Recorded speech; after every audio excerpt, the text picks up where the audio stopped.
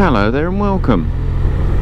One thing I've heard quite a lot over the years, even before I was an instructor, is where people very often will say, "Ah, now you've passed your test, forget everything you were taught, now you really start to learn." And since I've become an instructor, when I hear that, I generally cringe. It doesn't make me that impressed. So, providing you've been trained to ride properly and well, that's about the worst bit of advice you can be given. Because all those basic training techniques that you're taught by instructors like myself are there to give you a strong foundation to build on. It's like building a house. Have a nice strong foundation, everything you put on top has got a fighting chance of being very, very strong if you do it properly. But if you build a poor foundation, it doesn't matter what you put on top of it, chances are the cracks will start to show at some point. So by and large, instructors don't teach people just to pass tests. They teach them to ride at a standard that will achieve a test pass, but they're going to give them a lot more, and I know that I certainly have never taught anybody just to pass a test. It's the least of my interests, to be honest, when I'm training students to go for tests. What I'm trying to do is give them a thorough grounding and foundation. And what that means is if they ride safely and well, they will automatically pass their test by virtue of their ability. Of course, once you've passed your test, if you don't keep practicing, these new skills will gradually start to fade to the point that they may be lost, because they are, for a lot of students, new skills. And you've probably heard me use the phrase on more than one occasion, keep the discipline. And you can only do that by knowing what's the appropriate thing to do and to practice that by repetition. We often see people who have been riding on their own for a while, or who are self-taught many years ago, and they've sort of got lots of bad habits, and people laugh about it, and it's fine, "Oh, I think I've got some bad habits." Yes, you have. The problem with bad habits is they take quite a long time to crack and to break down and to replace with the proper way of doing things. And I always say to students, learn to do it properly now, and when you've passed your test or you've done your CBT and you go away and you haven't got an instructor around you, keep riding, keep driving like you're on your test or like you're on your CBT. Because what you do is you hardwire the proper way of doing things, and that gives you that great skill level. And then when you want to build on things in the future, or when things start to go wrong on the road, your default setting, if you like, is a response that is wholesome, that is good, healthy, and hopefully safe. But if you get into sloppy attitudes and behaviours and you hardwire them as your default response under pressure, that's when you could well find things going wrong. So we're going to look at some clips today where I've done videos about things, and they're just to illustrate really why keeping that discipline is important, and how hopefully having good awareness and understanding is going to keep you safe. So in this first clip we're just going to look at a junction on a bend, and we did a lot of this recently.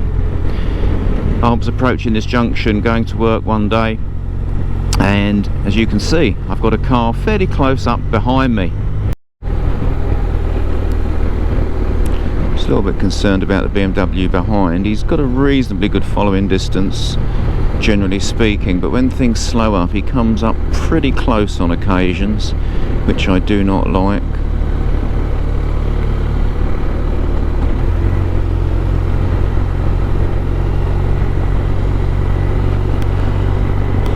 To slow down at the junction a little bit earlier, I think, just to keep this one at bay.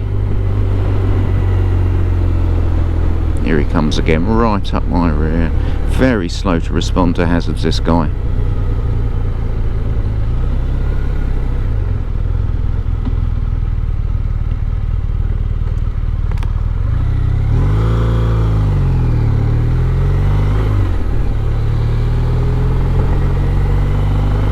That's exactly what I was anticipating. It just goes to show why you need to be blooming careful. So this involved my ability to think about rear observations and doing the best I could to control the vehicle behind me. I know we can't control what other road users do, but acting in a way so that he hopefully minimise the chance of any threat from him to me. And so of course you can see there by what happened.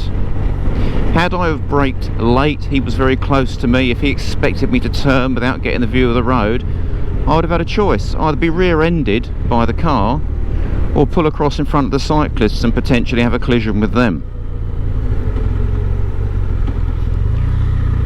Sometimes when you're under a bit of pressure from other road users, it's very difficult to keep the discipline, and you get very reactive to what's going on rather than responsive. Don't be forced into something you don't want to do or that you know deep down is not right. So rural roads are great to ride on, whether they be very small, intricate little roads around villages or some of the more wider ones where you can get a little bit more speed up and enjoy yourself.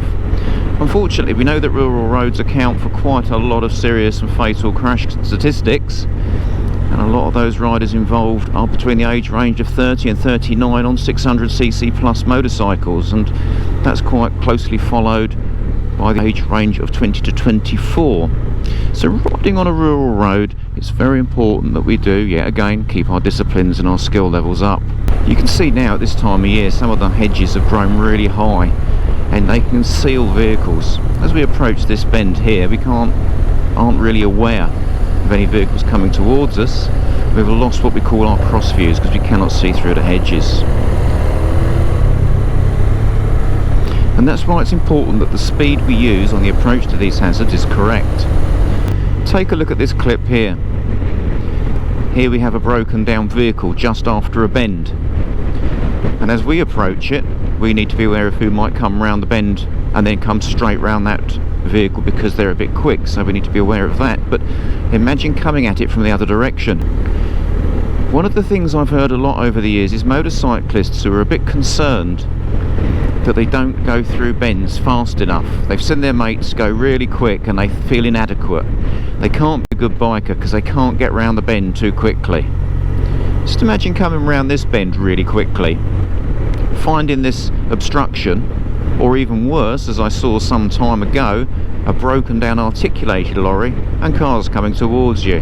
The road is essentially blocked and you must come to a dead stop.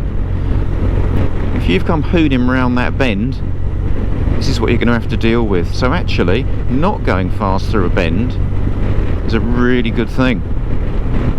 There's a time and a place. You're not on a racetrack. A video I did a while ago was, can you stop in the distance you can see to be clear? And I remember some people said, oh, this is rubbish, you know, you can't ride like that, you'd have traffic behind you doing 10 miles an hour. Well, you know, this sort of example is the proof of it, isn't it?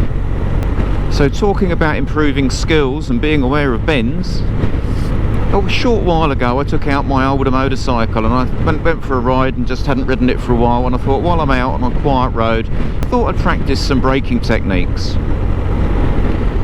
So I thought I'd find some of the gravelled areas, which we're finding a lot on rural roads at the moment, and I'd do some firm braking and getting used to ABS responses again, because I don't get the ABS cutting on my bikes very often. So let's have a test in a controlled, safe way and see what it's like. Stability on gravel, firm braking. And then I was also doing rapid speed reduction on braking, not necessarily coming to a complete stop, because sometimes you won't, but the importance for your safety is getting your speed down to the absolute minimum that you can in an emergency. It doesn't always require you to come to a complete stop. And it's interesting that I was to practice this technique as we approached this particular bend.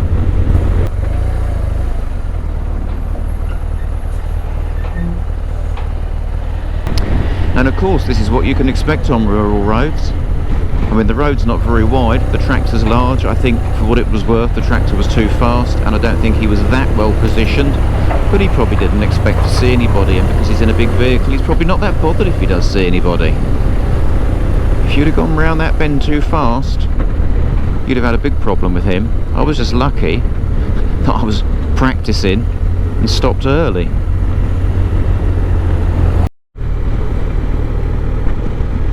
So here yet again, a nice rural road, nice and bendy with lots of high hedges and foliage that you can't see through. Let's look well across. Can you spot something just there? Are you aware of a car going away in the distance? Can you see where your road goes? And look at the way that the road surface is a little bit unpleasant to the near side. And there you go. You might not always be certain of what you've seen, but the old saying, early vision, early decision, is really useful. By keeping the eyes well up and scanning and looking well ahead, you might see a glimpse of something. And when I first saw this, I thought, that's a lorry. And then I was in two minds. Is that lorry parked up? Is it in someone's premises, or is it actually on the road? Because I can't see exactly where the road goes. And naturally I took the decision to err on the side of caution in case it was on the road coming towards me, which of course it was. Had I gone round the bend and found it was parked up in a farmyard, what have I lost apart from a few seconds and a little bit of speed? It's about erring on the side of caution, isn't it? Trying to look through the trees, above the trees, through the bushes. Even though a lot of the view isn't there now, this time of year, don't give up. Every little helps. And so if you are somebody who likes racing around country roads at fairly high speeds and with not fantastic vision ahead, have a look at this car here and look at the speed they're travelling at. Late reactions, inappropriate speed. You wouldn't want to meet this one on a bend or a very narrow road, would you? So the weather conditions good, nice and sunny, and we're on rural roads following the vehicle in front of us. And as we come round the corner, we see the white vehicle start to slow, and we see that there is an obstruction in the road of a refuse collection vehicle. So you can see there that the road is very narrow, and the vehicle coming towards us is just squeezing past. Notice at this point how there is absolutely zero view of that blind bend. So what is the white car going to do? Technically, it should wait, because he's got no view. He doesn't know what's going to come towards him. Could be fast, could be something big, could be you and your motorbike. What does he do? Can't wait. And he was never going to get a view because he was very close to the obstruction in the first place. But even if you look where the motorcycle is by hanging all the way back, there is still no view. Notice how the operative now attempts to wave the motorcycle past, even though the operative has no view of the road at all. You cannot go around a vehicle like that blind. And if you're on a motorcycle, imagine a car coming around there at 35, 40 miles an hour. You'd be straight over the bonnet and over the roof. There's nowhere to go, there's nowhere to go. A little thank you, everyone's happy, bit of courtesy, job done. As we've said so many times before, it's better to be late than dead on time. So I hope this video's been helpful for you. Until next time, ride safe and take care.